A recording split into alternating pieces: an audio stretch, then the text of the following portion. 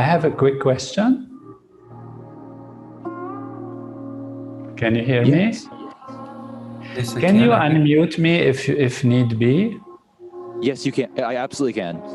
So please, you handle it. Otherwise, I have to bend and back and forth like that. So you can mute me and unmute me as needed. I will do that. Great. I'll mute myself now, but you will I'll be make sure. in charge.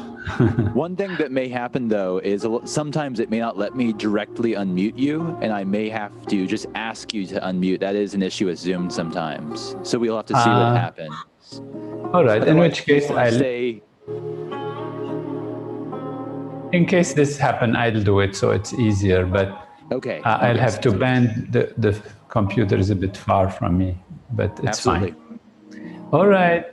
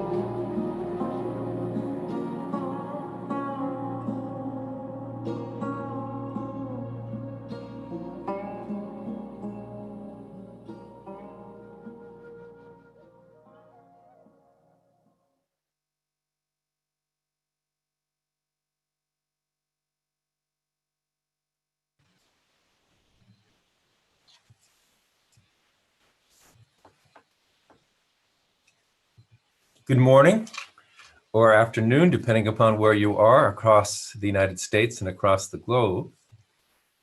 It's a very great joy to welcome you to this wonderful highlight of a series of extraordinary talks in the course of our national and global coherence creating program that has been in place and that many are participating in, not just across the United States, but truly across the world.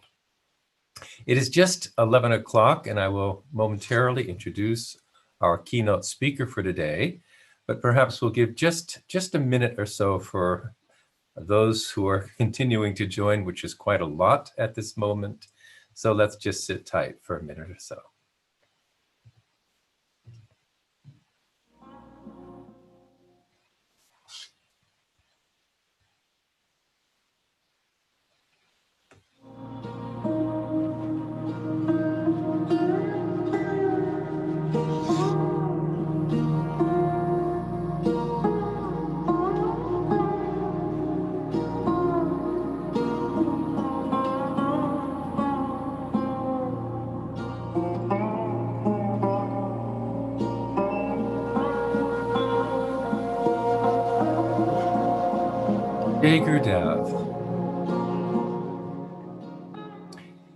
It is now just a minute or two past the hour, so we will begin today's presentation, a real highlight on our series of presentations that are dedicated to all those who are participating in contributing coherence to the world and also coherence within the United States during a fairly critical, important time of elections for the country, where national unity, national harmony is so important to maintain to keep our country integrated and strong.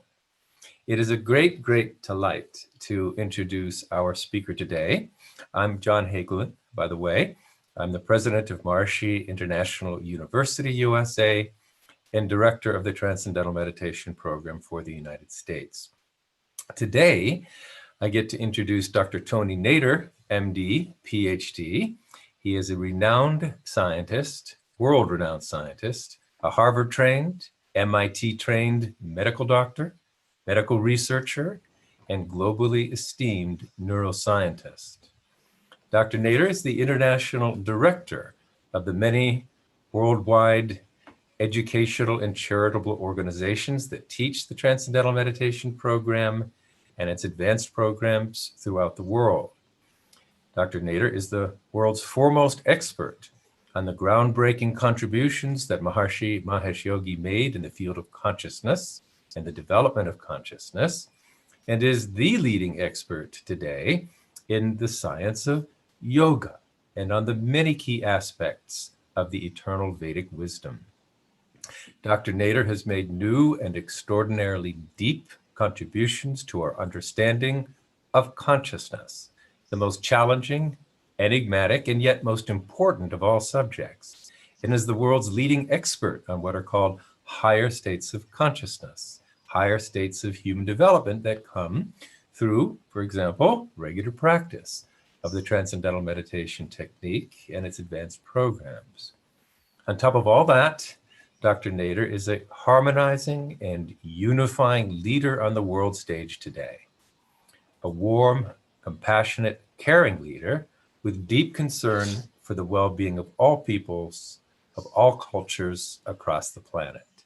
It is my honor to welcome Dr. Tony Nader to address this Global Coherence Assembly on the subject of enlightened leadership, a subject of critical importance in our world today. Let me briefly note that if you have questions during Dr. Nader's presentation, please email these questions to questions@tm.org. Your questions will be organized and, to the extent time allows, presented to Dr. Nader by Professor Craig Pearson, Vice President of Academic Affairs at Maharishi International University and a key director of MIU's Enlightened Leadership undergraduate degree program. Again, please mail your questions to questions@tm.org. And now it is a great pleasure to welcome Dr. Tony Nader. Jai Gurudev. Hello, Jai Gurudev, good day. President Hagelin, Professor Greg, and all who are attending. It's a wonderful opportunity to be with everyone on this momentous time that really has the world requiring great leadership in order to overcome some difficulties that we all know about, be it political or even on the health level. Leadership is, of course, on many levels. One can be a leader in a group, a leader of one's class, a leader in a team of sports, a leader of an industry, a leader of a university, and of course, on the higher level of administration of countries and nations, a leader of a country, a president, a prime minister, depending on the country's system that is being followed.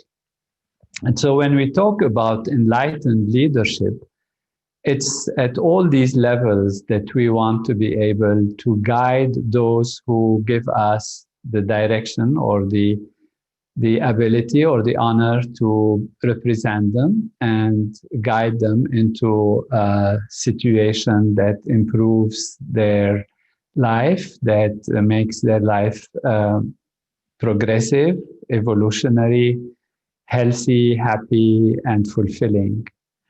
And so this leadership program that is being created, you will hear about it more from Professor Greg and President Hagelin. I'd like to address a little bit more about the concept of enlightened leadership. And in this context, it's important to have a framework under which we have our thinking. And the framework that we want to summarize as a reference to what enlightened leadership can be requires an understanding of natural law, an understanding of what are the factors that determine decision-making or guide people into action, decision, so that they can fulfill their desires and feel that their life is meaningful. There are two factors that are in play. One is the sense of freedom. Do we have freedom? Are we free to choose what we want? And the second is the concept and idea of law, that is natural law, which means there is law and order in creation. And that means for every action, there is a reaction. It's usually considered equal and opposite, but it doesn't matter. There is a consequence of one's action that is determined by some kind of law, which in the physical universe is controlled by forces.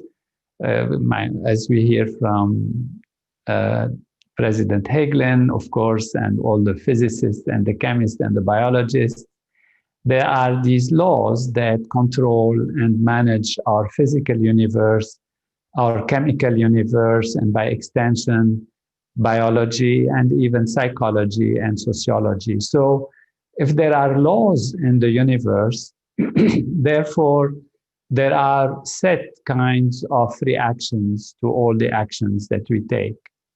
And when there are set laws of action and reaction, it means that we are responsible for what we do. And the responsibility is on the level of the results that our action gives us.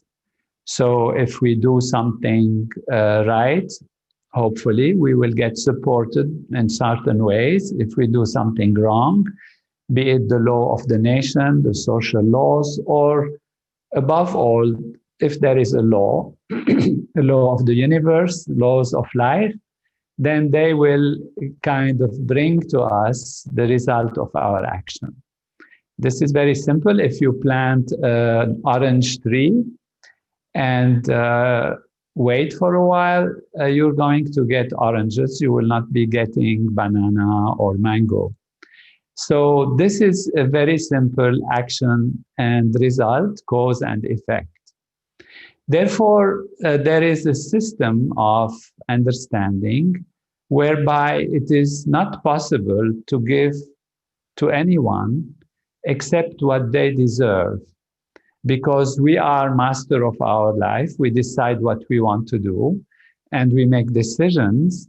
And based on those decisions, we get the results of our action.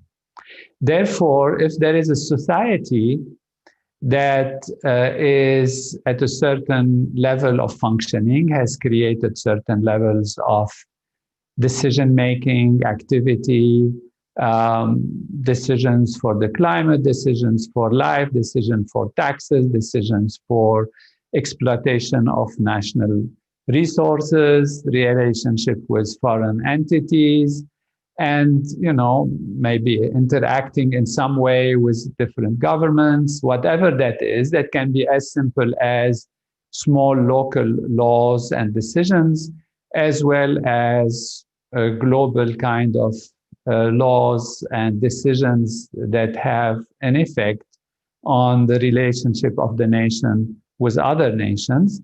Then those actions, those laws that were created on the man-made level, on the human-made level, women's-made level, they are laws that we have created, that people have created, and actions that have been undertaken. And therefore, we expect, according to the concept of law and order, that there will be the results of those actions that have to be reaped. So whatever you sow, so shall you reap. This is a fair law in nature. Therefore, what can a leader do in this situation? If this is the situation and people have a certain set of actions that have to lead to a certain set of reactions, then the leader, in principle, in this context, cannot do anything, because the leader can only give to the people what they deserve. This is only fair. The leader cannot stir or change things and steer things in a different way and change the law of the universe in order to give people what they don't deserve.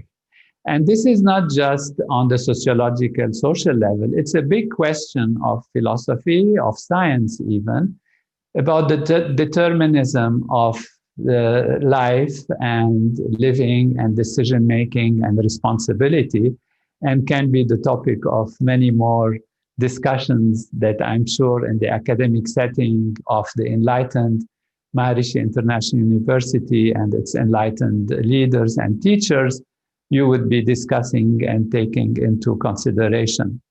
However, let us now think that under the context of deservability, the leader as if cannot do anything.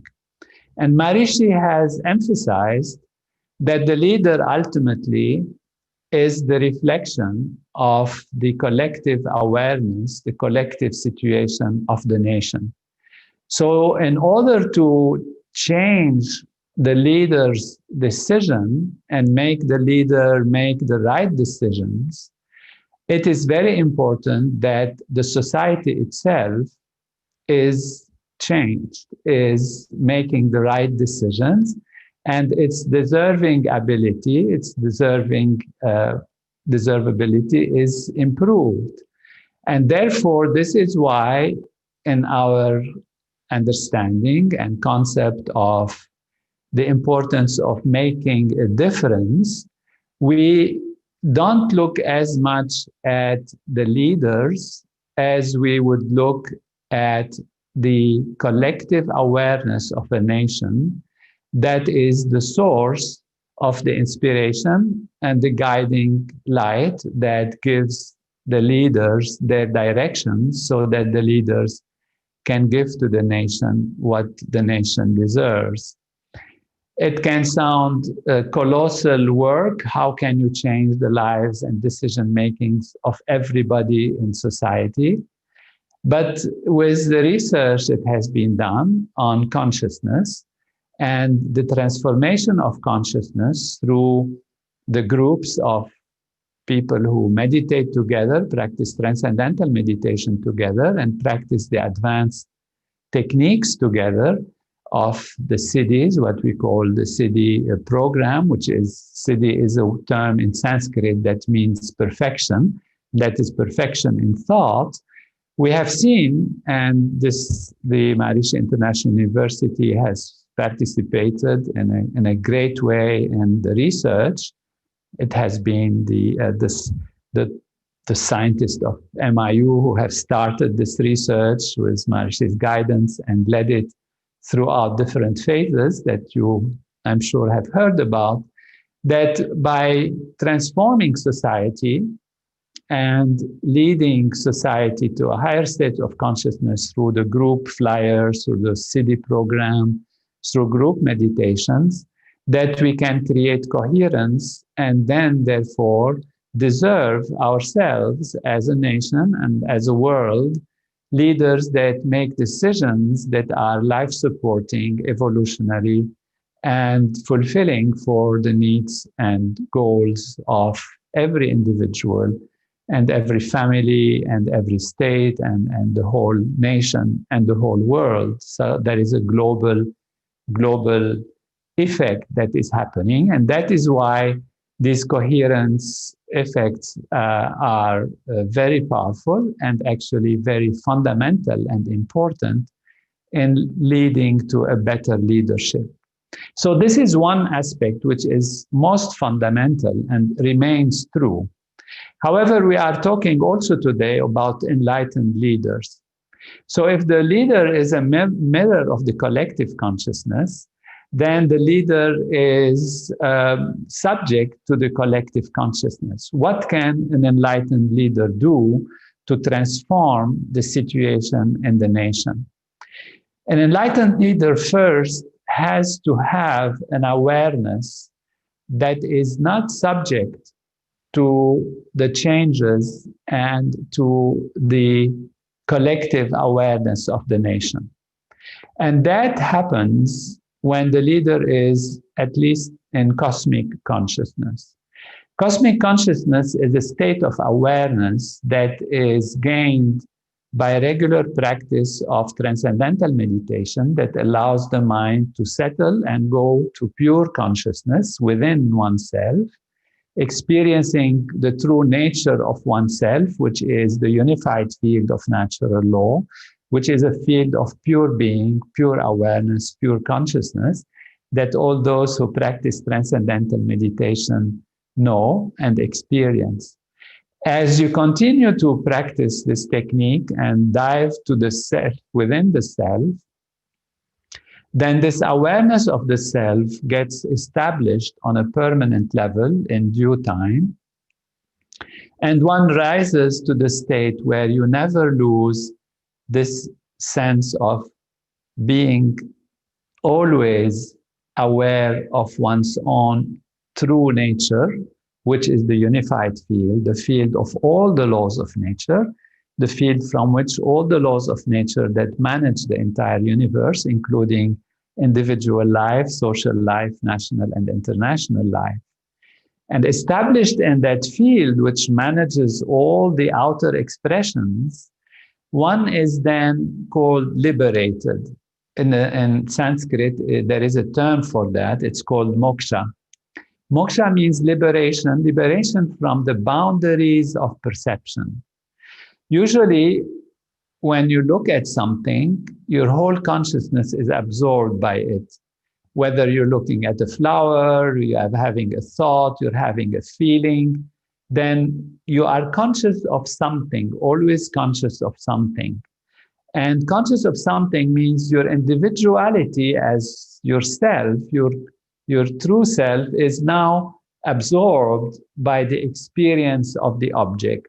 So the object overtakes your awareness. And as such, you are now bound, you are limited, you are captured by the object of perception. In cosmic consciousness, you are liberated because you never lose the sense of self. And as such, you are free from the boundaries of the object of perception. So that is cosmic consciousness. A requirement for a leader who would be enlightened is to at least have cosmic consciousness, to be established in the field where the leader can, of course, see everything, experience everything, and of course will not be in any way capable of giving to the people what they do not deserve, but at least the leader, herself, himself, themselves, is independent of the constraints of the collective consciousness. So that is where there is freedom. That is true freedom.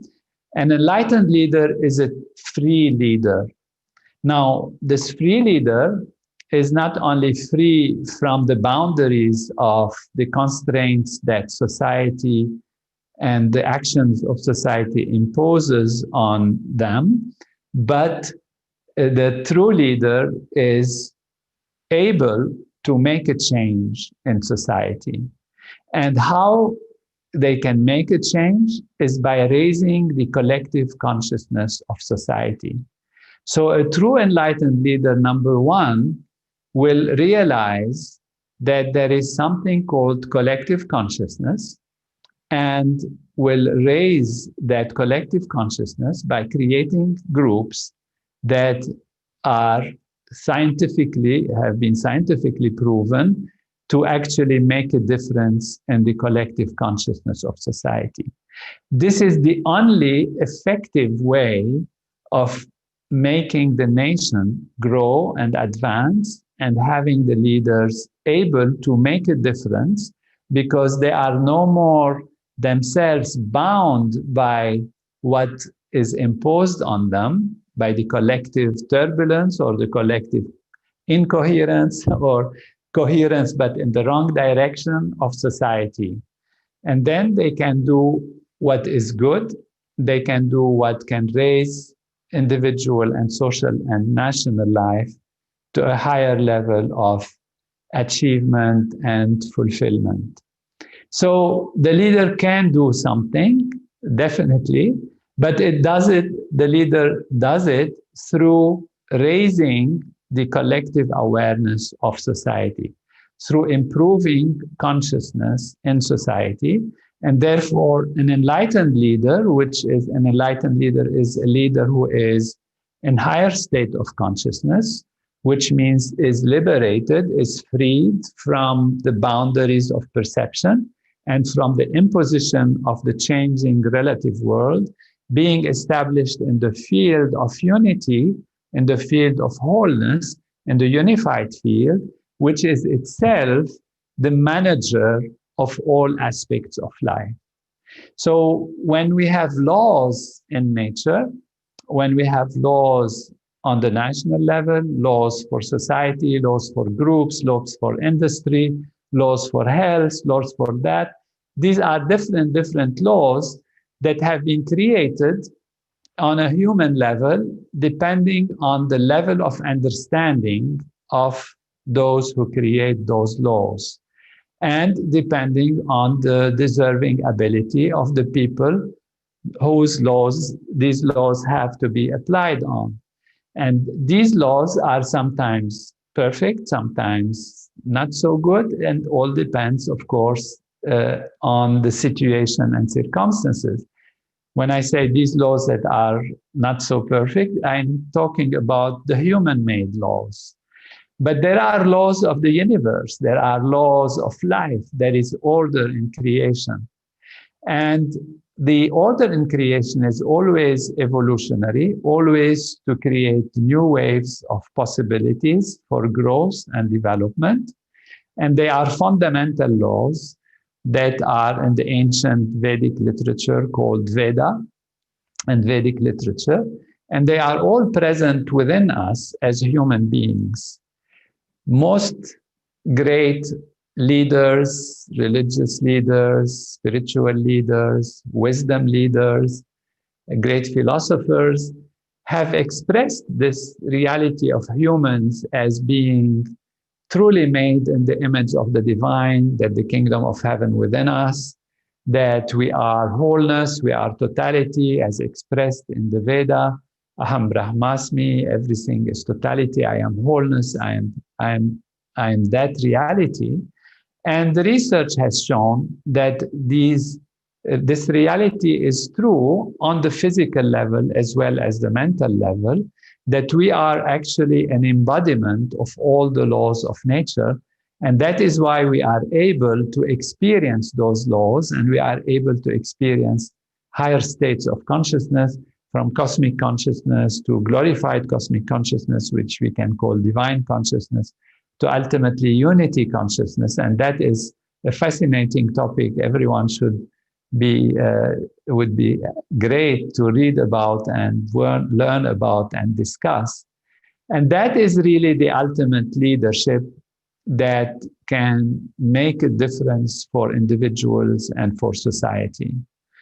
Now, of course, on the surface level, because this is beautiful, practical, and effective, but on the surface level, when you talk about enlightened leadership, there are specific values that an enlightened leader would have and would express, such as compassion, such as ability to mend differences, ability to allow opposites to coexist and use them for progress rather than for challenge and problems, ability to attend to the needs of different people, different situations, different circumstances, knowledge of what is happening, knowledge about economics, about law, about defense, and dealing with that, sometimes very difficult situations, very difficult possibilities that are facing the leader. And so there is a need for great intelligence, great refinement in thinking, ability to be diplomatic, ability to be at the same time truthful. And ultimately, these values, they develop here and there, of course, in different leaders, but they find themselves, the leaders, having to struggle even with their best intentions, because the society is not allowing the leader to make such decisions.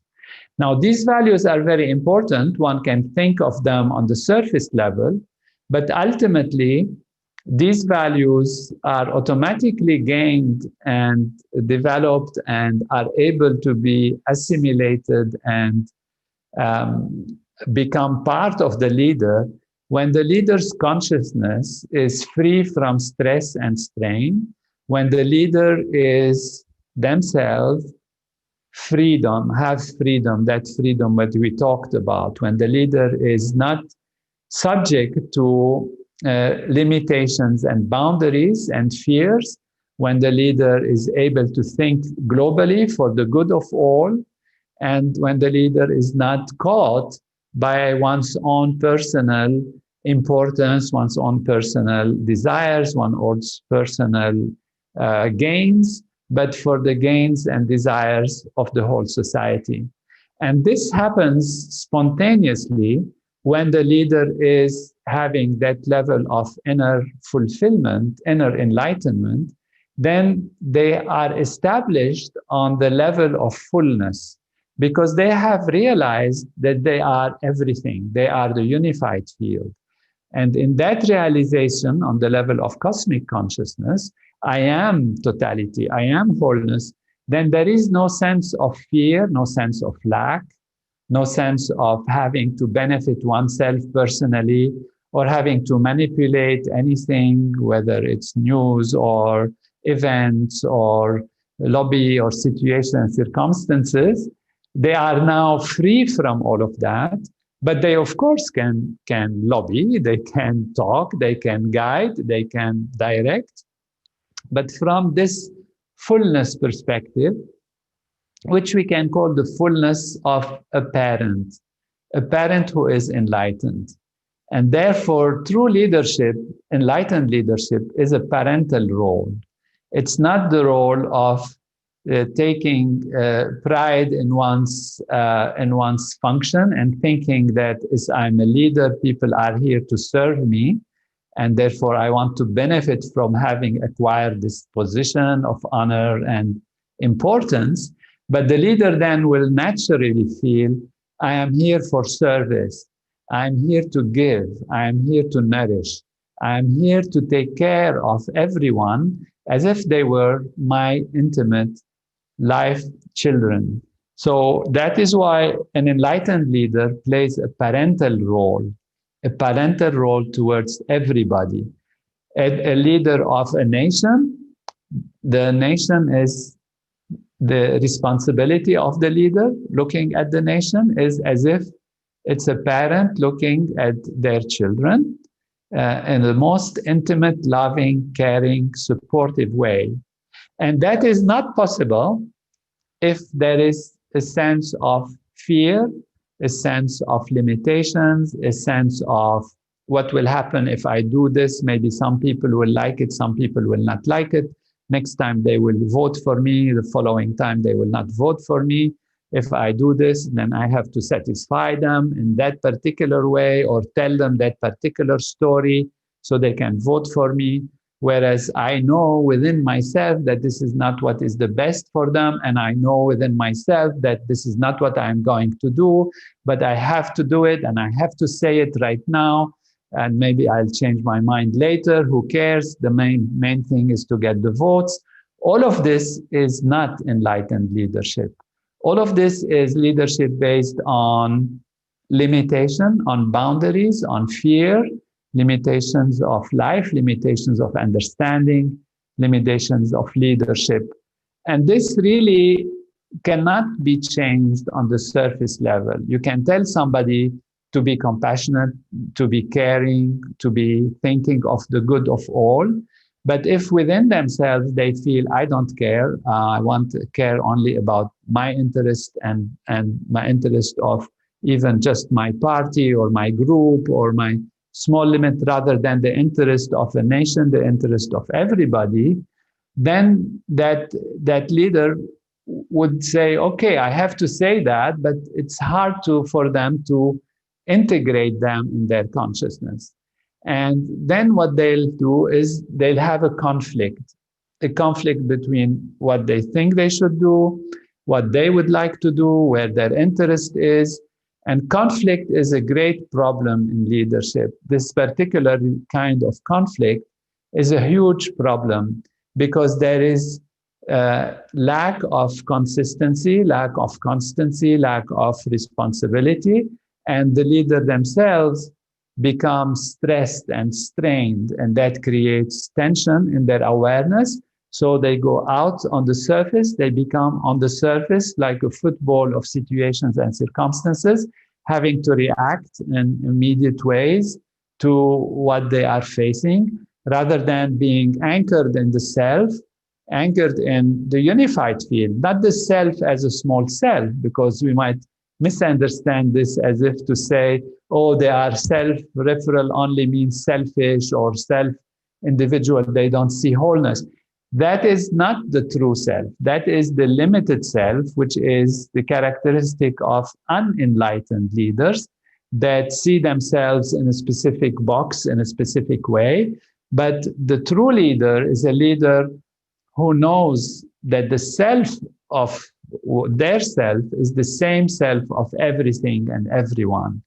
That is the same principle as we can see from the concept of the unified field, the idea of the unified field. The unified field of all the laws of nature is what makes everything in the universe. It makes the galaxies, makes the trees, the animals, the climate, the water, the rain, the sun, as well as every individual and every nation and every particle and every small and big thing are all emanation coming out of the unified field. And that unified field, knowing this kind of self with a big S, is actually transcending, going beyond the small self. And that is the self of everything, the self and unity with everyone. That's why we call it parental role, parental function from a true leader. Parental because the parent sees their children as themselves, as part of themselves, intuitively, even if they don't think about it.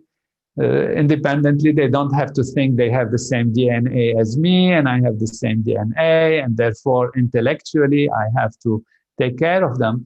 This is part of nature, that this is a continuation of oneself, and therefore the parent will rather protect the child than, take care of their own little desires and needs, or give the nourishment to their child. If they don't have enough, they would even give away from themselves to get the child to be supported and taken care of. So this parental role is a very great aspect of leadership. And therefore, all that happens in leadership ultimately comes from within. It's from within the self. We live our life through our consciousness. Without consciousness, we cannot dream, we cannot make plans, we cannot know anything, do anything. If somebody is not having consciousness, be it for anesthesia or whatever, they are in coma or something, or even in deep sleep, the whole world can change, things can be transformed. What does it matter? The person is not there, is not aware, is not conscious. So on that level, we live our life through consciousness.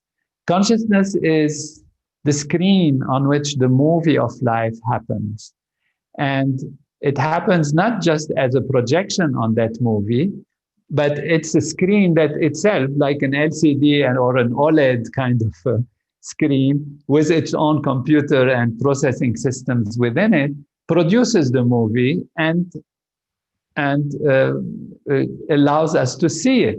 So consciousness is what produces the movie. Consciousness is what allows us to see it. When consciousness is clear and bright and full, then it is allowing us to see life in great fullness.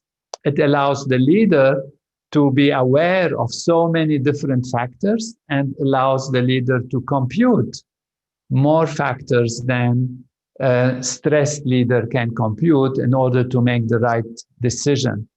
When you are under stress, the nervous system focuses towards the immediate attention to the stress and the situation at hand. It shuts off the upper part of the brain and makes you concentrate for a fight or flight response. And therefore, the greater intelligence that is available is shut down. And therefore, a leader who is enlightened should know not to react in a reflex fashion, but to react with higher intelligence.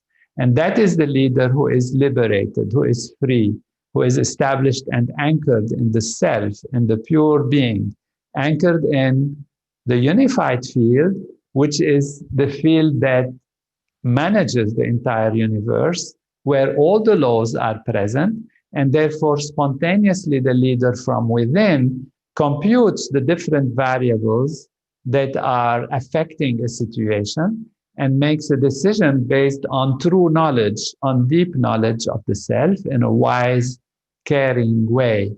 That is true leadership. Of course, the topic, we can go on and on. There are many aspects that are very important. What is very important is to realize that the changes on the outside one can do, but they are more difficult. They take more time on the outside. The changes from within are those that make a difference in a very powerful way in the outside. So if there is enmity, fighting the enmity on the surface is one thing, but fighting the enmity within, which means removing the enmity, removing the darkness, creating a situation where the enemy becomes a friend, starts in our own consciousness, in our own awareness, because we are all interconnected. Everything is connected with everything else.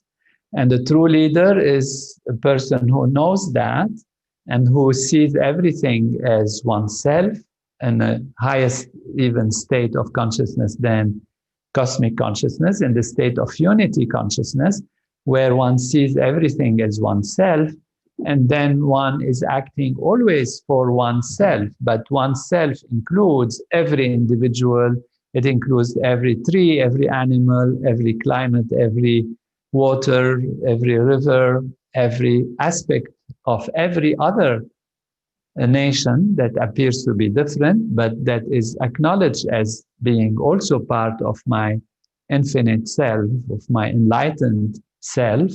And therefore, from that platform, the leader can make a difference, and will make a difference by raising consciousness, creating groups that will improve the collective consciousness of society and collective consciousness of the nation. And since our world is interconnected nowadays, there is so much exchange on so many levels. I think the true leader would aim at creating a large group.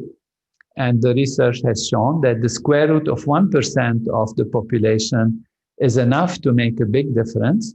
And so a large group for the world today of 8,000 maybe or so will be enough to make a difference on a global level. And therefore, this would be a supreme action of a supreme, powerful, enlightened leader that knows that they cannot give to society or the world except what they deserve, but knows that they can raise the deserving ability and make deserving something great and good and fulfilling possible and immediate. And luckily, we don't have to change every single individual overnight, but we can create a group that will create such powerful wave of coherence and integration in collective consciousness that all the patches of ignorance will be removed when the light comes. And that is, I feel, the program that the Enlightened Leadership Program that Maharishi International University is establishing with the support of great leaders such as Dr. Hagelin, President Hagelin, Professor Craig, and Dr. Howard Settle. I think Michael Bush and other leaders in the world are doing that. Adrian Schoenfeld has been a great person in initiating this thought many, many years ago, and now it has taken a big aspect to it. So the enlightened leaders can be created that can make a difference. And with the program of enlightened leaders, a large group of flyers will be there available to bless the United States and the entire world through the United States. So thank you, President Hagelin, for this opportunity to address the wonderful, most creative people and country, and all of its leaders and the initiatives that you're taking. Wishing you success in every undertaking. Jay Hurdett, thank you very much, Dr. Nader. Really, really illuminating talk. I'm sure there are many questions. I have some myself, but thank you for all the complimentary remarks towards the U.S. meditators and siddhas and governors who are connected, and for our university and our faculty. You, as you know, I'm sure, have a large fan base here in the United States of people who have heard you speak and just find your words to be very elevating and yet extremely comprehensive in scope and very profound and very practical. So it's a great joy for everyone today to be connected to this. I would like to reintroduce Craig Pearson, who has been with our university for many decades, and as Vice President of Academics has had a leading role in the development of so many of our programs. And as you have mentioned, Dr. Nader, this Enlightened Leadership Program is a new undergraduate program and graduate level program too, which we could speak about. That will begin in the fall. And Craig, if you want to mention a few words about that and address any questions or pose to Dr. Nader any questions that have come in, that'd be great. Welcome, Craig Pearson. Thank you very much. And I want to add my thanks to you, Dr. Nader, for just a beautiful, beautiful talk on leadership, ranging from the individual consciousness of the leader to the collective consciousness of the people that the leader is leading. I can't imagine a talk more comprehensive or deep than that. Just a few remarks on our Enlightened Leadership Program. As Dr. Hagelin mentioned, we're planning to launch this fall an undergraduate program and a master's degree program.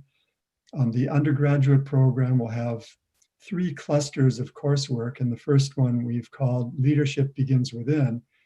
And it's exactly on the themes that you've developed here. Emphasis on developing the full potential of the leader himself or herself, so that leaders are strong within themselves, tapping into the deepest field of their own intelligence and creativity, anchored, unflappable, and yet resilient in the face of change, happy, and not only that deep experience, but a deep understanding of what higher human development is, and ideally with the capacity to teach others how to place themselves on the path of developing cosmic consciousness and states of consciousness beyond that. In other words, part of our program would be training in the Transcendental Meditation Teacher Training Program for those who wish it.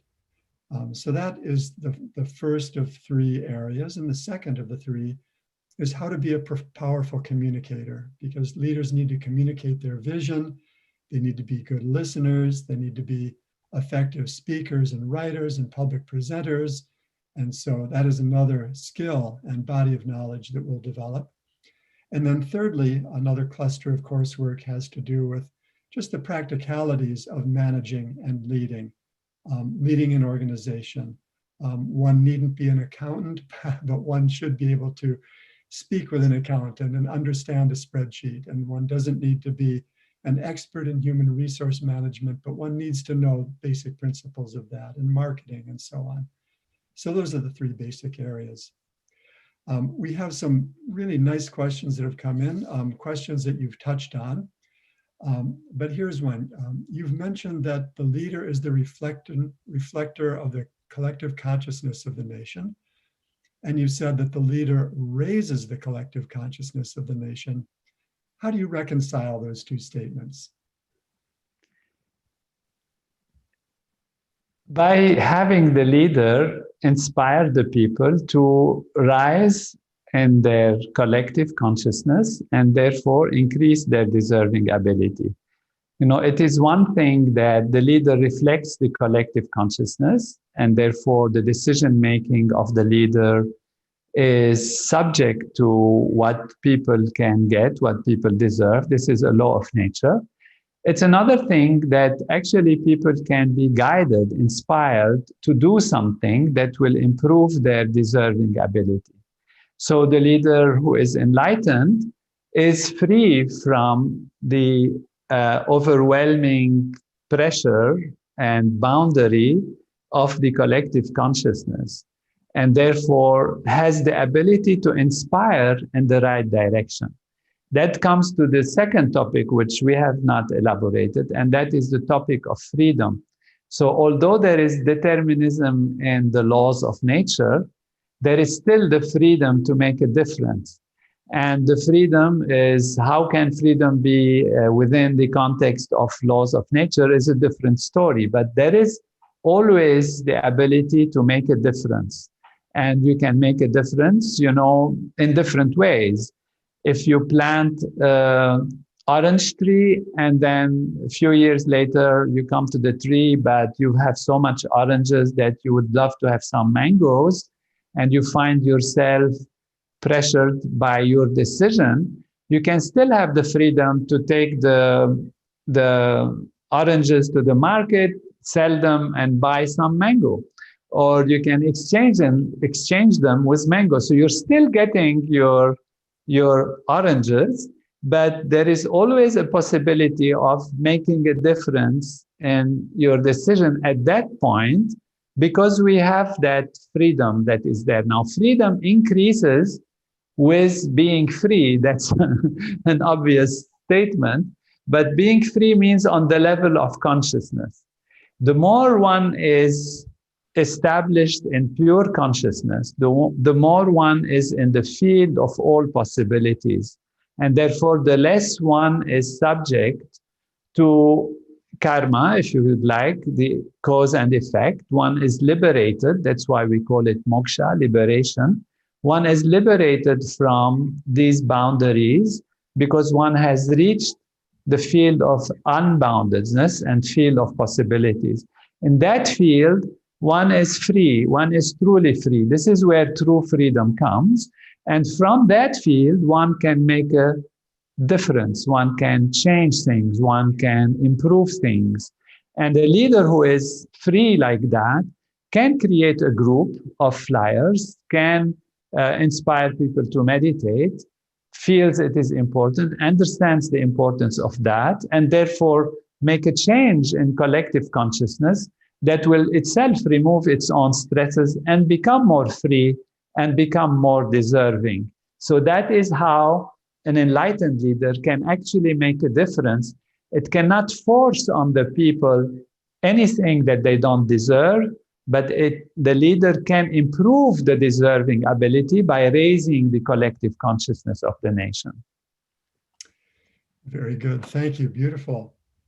Here's a question from somebody who's been meditating for many years and is concerned with the hostile environment currently in the US, and wondering if more than the formula of 1% or the square root of 1% may be needed to counter what appears to be a growing discord in the country.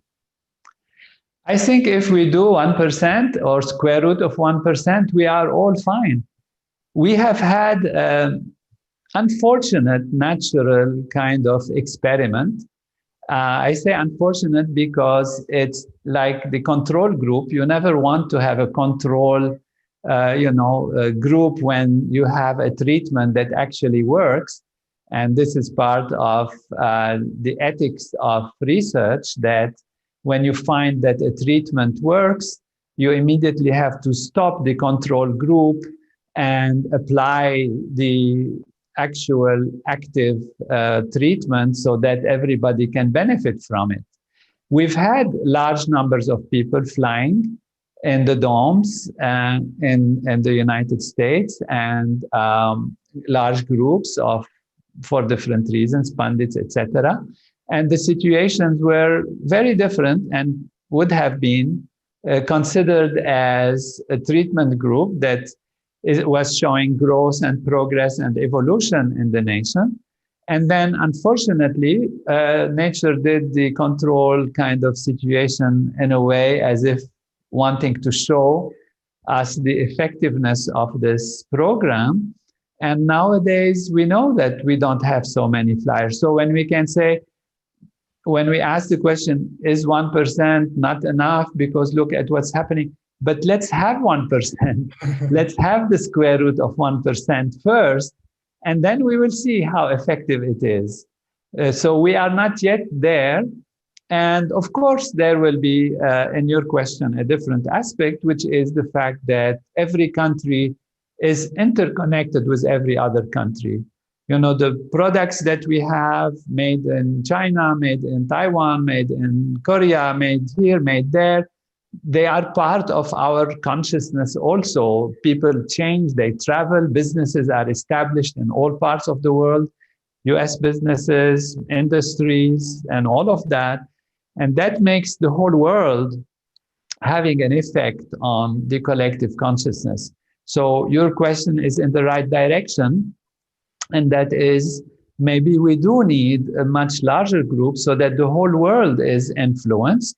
And that is what the program of enlightened leadership, as I understand it, for our great university is aiming at, to start with training leaders. But as we train those leaders, we create a group of enlightened people who fly together and create the effect for the US and through the US for the whole world. Thank you. Yes, and thank you for mentioning that about group practice here at the university. So students in our Enlightened Leadership program would be exercising that form of leadership even while they're students, by creating an effect in the world that leaders in formal positions of leadership have been unable to create so far. Here's another question that's come in. You've touched on it, but just to ask, how would you compare and contrast values of leadership that may have been valued in the past versus those that will be necessary moving into the future? There are values, of course, that we briefly mentioned. I mentioned some, and Professor Greg mentioned others that are being implemented for training in communication, in accounting, and in different fields of finance and leadership of the specific nature. And these are things that evolve with the systems of society as the society evolves. Ultimately, the ancient leadership and the new leadership always comes back to the same thing: enlightened leadership. Enlightened leadership is a leader who is stress-free, who is established in the self, who knows how to play a parental role. And this is not something that happens on the intellectual level. The other aspects might be on the intellectual level very important, on the training level, on the information level very important. But all this training and information happens on a platform. And the platform is the consciousness of the leader. If the leader's consciousness is not so bright, then the leader is going to digest and implement all of these beautiful concepts and factors in a way that is not as effective and as evolutionary and conducive to fulfillment as much as a leader who is working from a platform of unity consciousness or a platform of wholeness, of less stress, of clarity. It's like there are instruments in a room, and if the room is dark, you're looking for the instruments and manipulating them in a way that is clumsy. But if the room is light and clear, full of light, and you know everything how it is, you can read the instructions and you can apply and use the instruments in the most perfect way, then you have a much more effective ability to exercise and use those instruments that you receive. So all of these factors about, surface values, which are important, are like instruments. You have to know how to communicate. You have to know what is on the practical level, how the country runs, what some laws, some basic knowledge of law, basic knowledge of finance, basic knowledge of defense. These are important. They are your instruments. But if your consciousness is not bright, then it's like two people in two different rooms. You can make the exact same rooms, but one room is dark and one room is lit. And then put two leaders, two persons there. And of course, the one that has a lit room with beautiful light and everything is sharp and clear is going to be able to use those instruments in the most powerful, most effective way. And that's the same. Consciousness is like light, is the light of awareness, the light of being able to see, being able to know, being able to use in the most effective way the instruments that life offers us. Thank you. Beautiful. I have a quick question too. It's actually a two-part question, mostly to do with the experience of a leader. If you have two educated leaders, two educated persons, one who's established pure consciousness in activity, living cosmic consciousness, and the other not quite. So, for example, in our Enlightened Leadership program here, one of our great goals is to graduate enlightened leaders, meaning having stabilized through their daily practice of the TM program and TM City program in most cases, at the university for these several years of education, stabilizing pure consciousness and activity. Now, both the leaders, enlightened and unenlightened, may intellectually understand that the best governments or real government is self-government, that to create self-governing people by raising the collective consciousness of the whole population so that the sometimes very narrowly cramped awareness, self-centered, short-sighted behavior gets replaced by expanding consciousness, expanding awareness to be more far-reaching and inclusive, so that we act for the best effect, not just for ourselves, but the whole environment and the social environment in which we live. So expanding consciousness, understanding that principle that people can only act according to what they are, people can only comprehend even based on what they are.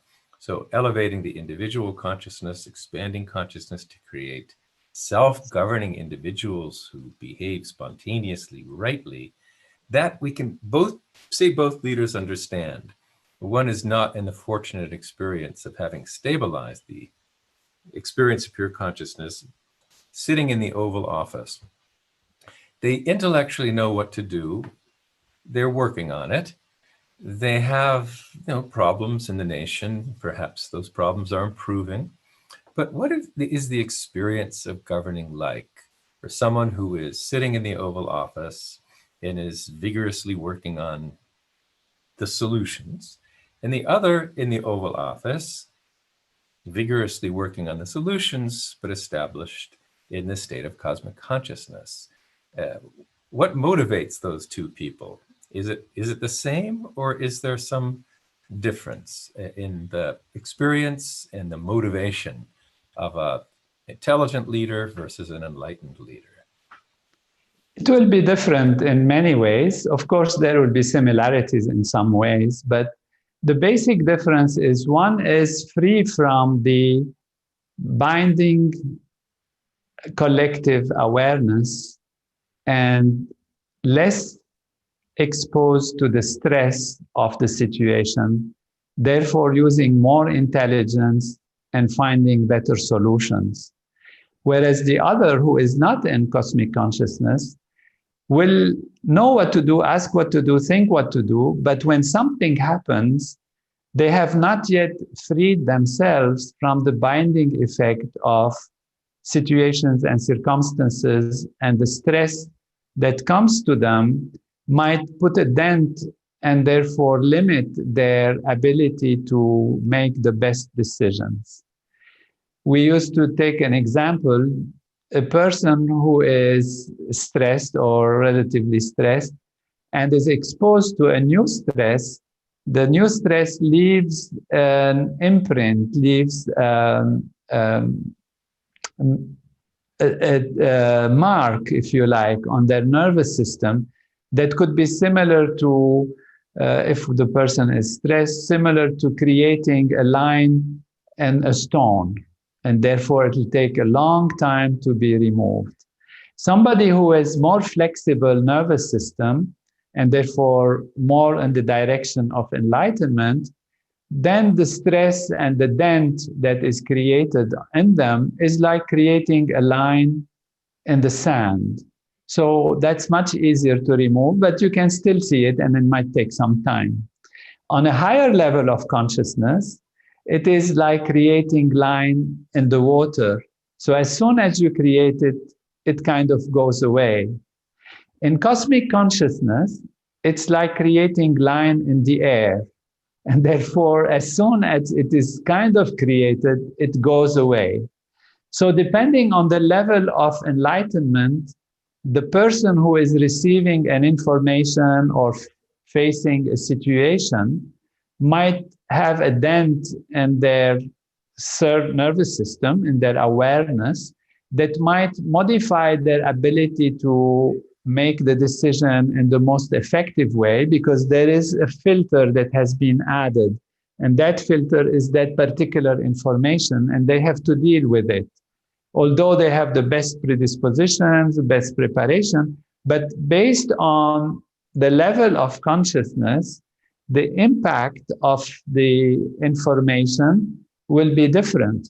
So the one who is in cosmic consciousness will be free and always established in the unified field, find the better solution, and there will be less of a filter or no filter at all to color their perception.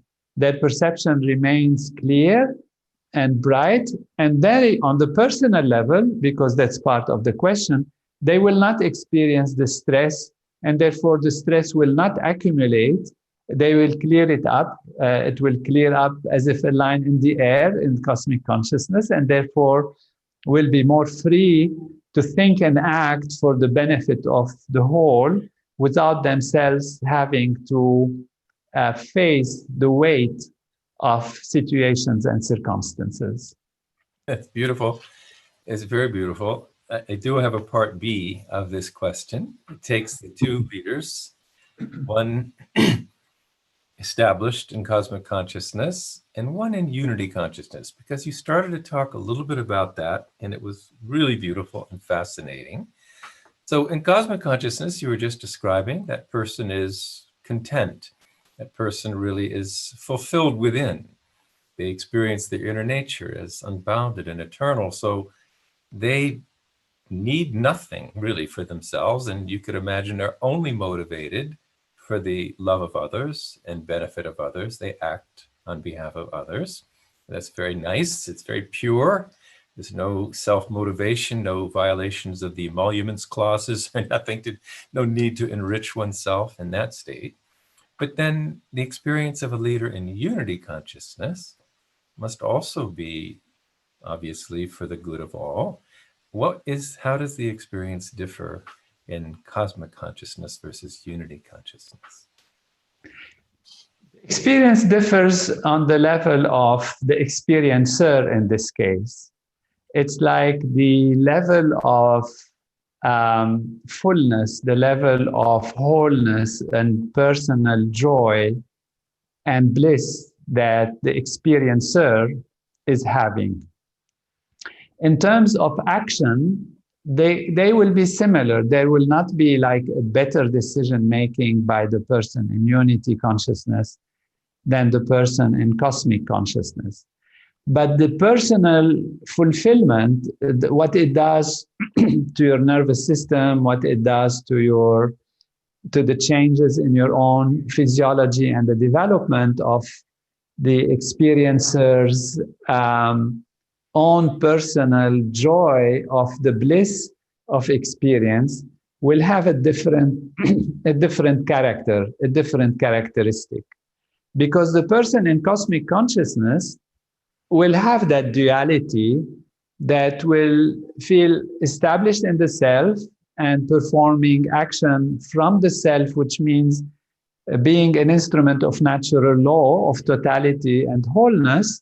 But still, there is that sense of all of this, you will see that these people maybe are crazy, what they are doing, what can we do with that? And, then make the right decisions, of course, but still, there is that sense of witnessing and being separate. In unity consciousness, there is a new dimension of experience for the experiencer, the person who is in the state of unity. And that is a much more fluid experience for the person in unity consciousness. That's, what the time allows us to comment on. Oh, that gives a taste. That's beautiful. Thank you. Do we have a few more minutes, Craig, if there are a few questions still? Dr. Nader, did you want to close now? Yes. I'm for you. I'm here. Okay, great. Here's a question. For many of us, if we were to look through history for an example of an enlightened leader, the first example that would come to mind would be Maharishi himself, who in unity consciousness and gave the world technologies of consciousness to develop their own potential and so many gifts of knowledge, and did everything in his power to elevate, create coherence in collective consciousness and raise the deserving ability. As a person who's worked so many years with Maharishi, do you have any further reflections on that precious example? Yes, Maharishi's wholeness is like when you think, you wake up, you think I'm thirsty and you take care of one's thirst. You think I'm hungry, you take care of one's hunger. You feel you have to take care of this business or that business, etc. On a personal level, when you're with Maharishi, it's like the whole world and its consciousness and its situation is like his personal thing. Whenever, you hear something, then what can I do for this? What can I do for that? How can we inspire this? Let's call them. Let's do this. Let's do that. It's like so personal for him, the well-being of every individual on our planet, of our planet itself as a whole, that it feels on a day-to-day experience level how much there is that sense of parental role and unity with everything. So that, in a short few words, my feeling about what you said. That's beautiful. Thank you very much. There were several other questions, but they really were just variations of the questions that we've already heard, which you've answered. So just on behalf of everyone connected today, thank you so much for taking this time. And this will definitely be a core lecture that we listen to for years to come in our Enlightened Leadership program at MIU. Beautiful. Wonderful. Wishing you and the Enlightened Leadership Program, the great university and its leaders, and the whole United States fullness and fulfillment in every way. Jai Gurudev. Thank you very much, Dr. Nader. It's a joy. Thank you for having me.